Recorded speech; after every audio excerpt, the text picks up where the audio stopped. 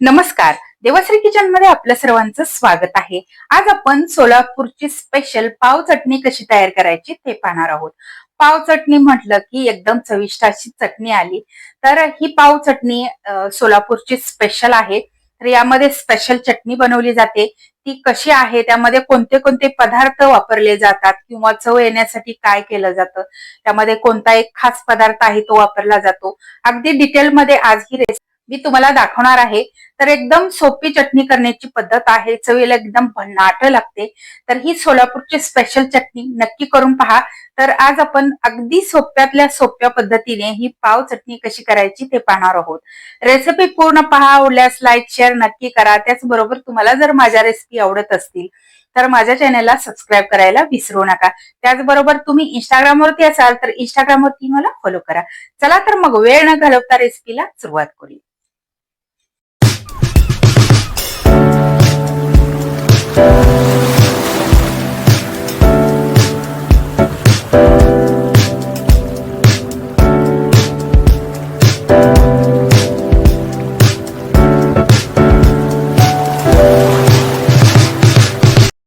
पाव चटणी करण्यासाठी सुरुवातीला आपण चटणी कशी करायची ते पाहूयात. तर त्यासाठी लागणारं साहित्य आपण सुरुवातीला पाहूया. इथे मी शेंगदाणे घेतलेले आहे, शेंगदाणे भाजून घेतलेले आहेत, डाळे घेतलेले आहे, खोबरं घेतलेलं आहे, तीळ, धने, जिरे, कारळे हे मेन पदार्थ आहे. कारळे या चटणीची खासियत या पदार्थांमुळे वाढते किंवा चव छान येते. त्याचबरोबर लसूण घेतलेला आहे, सोलापूरचं स्पेशल काळं तिखट, थोडासा हिंग, थोडीशी हळद, चवीनुसार मीठ आणि चिंच गुळाची चटणी. तर आपण चटणी करायला सुरुवात करूया. गॅसवरती मी कढई गरम करायला ठेवलेली आहे. यामध्ये आपण सुरुवातीला घालूयात धणे, कारळ, तीळ, जिरे हे सगळं आपण भाजून घेऊया. गॅस एकदम बारीक ठेवायचा आहे. एकदम बारीक गॅसवरती हलकेसे हे सगळे पदार्थ आपल्याला भाजून घ्यायचे आहेत.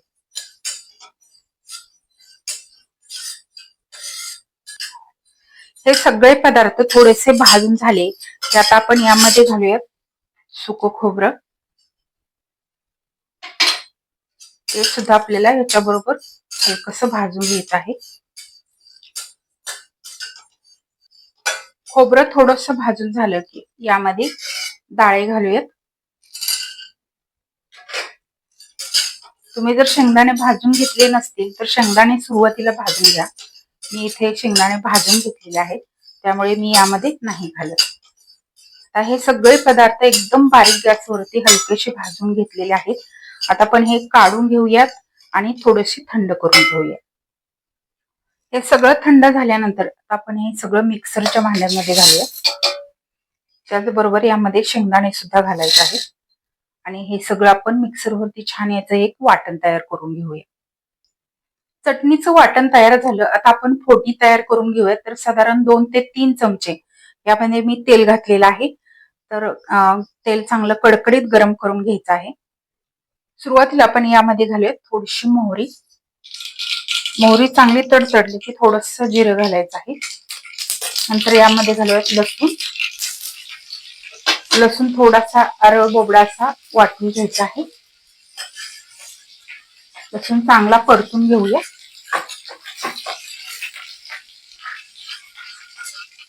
लसूण परतून झाला की यामध्ये घालायचं थोडासा हिंग,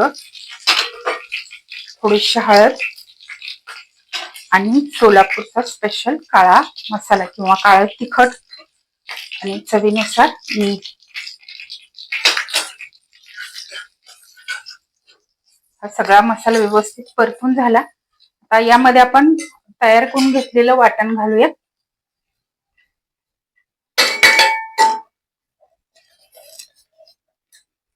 आता या फोडणीमध्ये आपल्याला हे थोडंसं परतून घ्यायचं आहे.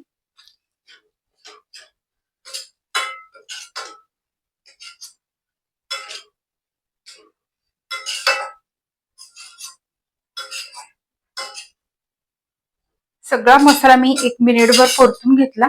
आता यामध्ये आपण घालूयात पाणी.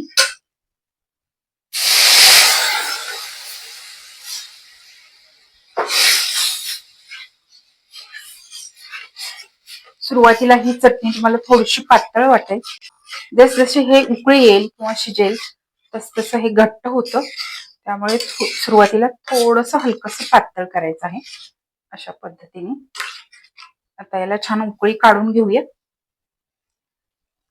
उकळी आल्यानंतर सगळा मसाला हा 1-2 मिनिटे चांगला शिजवून घेऊयात. यामध्ये आपण शेंगदाणे घातलेत, डाळे घातलेत, तीळ घातलेत. त्यामुळे याचा थिकनेस वाढतो किंवा जसजशी शिजेल ती घट्ट होते. तर सुरुवातीला त्यासाठी थोडीशी पातळ करायची. गॅस आता बारीक करूया आणि बारीक गॅसवरती 2 मिनिटे शिजवून घेऊया. 1-2 मिनिटे ही चटणी मी मस्त शिजवून घेतलेली आहे. आता आपण यामध्ये चिंच गुळाचा गुळ घालूयात किंवा चिंच गुळाची चटणी घालायची आहे. या चटणीमुळे या पाव चटणीला खूप भारी चव येते. एकदम चटपटीत अशी चव येते. सोलापूरचं स्पेशल काळं तिखट किंवा काळा मसाला त्याची झणझणीत चव आणि अशी थोडीशी मधून गोड आंबट अशी चव येते.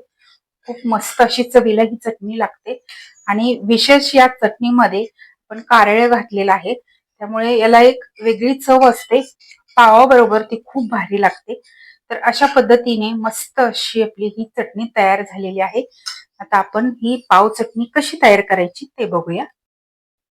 तर त्यासाठी आपल्याला लागणार आहे तयार करून घेतलेली चटणी, ब्रेडचे स्लाइस, कांदा, टोमॅटो आणि कोथिंबीर बारीक चिरून घेतली आणि इथे मी चिरमुऱ्याचा चिवडा घेतलेला आहे. त्याचबरोबर बारीक शेव घेतलेली आहे. तर आता आपण पाव चटणी कशी करायची ते बघूया. सुरुवातीला हा पाव घ्यायचा आहे. त्याच्यावरती चटणी घालायची आहे.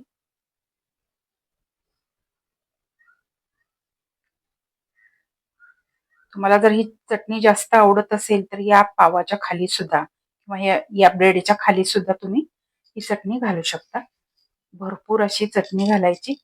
वरून चुरमुऱ्याचा चिवडा, त्यानंतर बारीक शेव,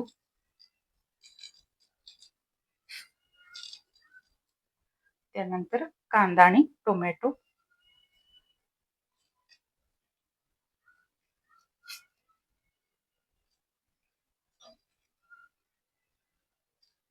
कोथिंबीर. आता परत वरून एक ब्रेड ठेवायचंय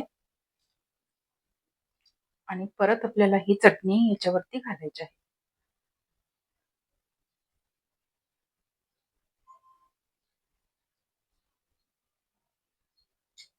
आता परत आपण याच्यावरून चुरमुरे घालूया किंवा चिवडा घालूया. शेव, कांदा, टोमॅटो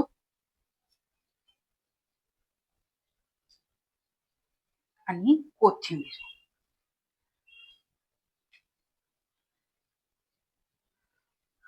मस्त अशी आपली ही पाव चटणी तयार झालेली आहे. तुम्ही पाहू शकताय एकदम मस्त दिसते.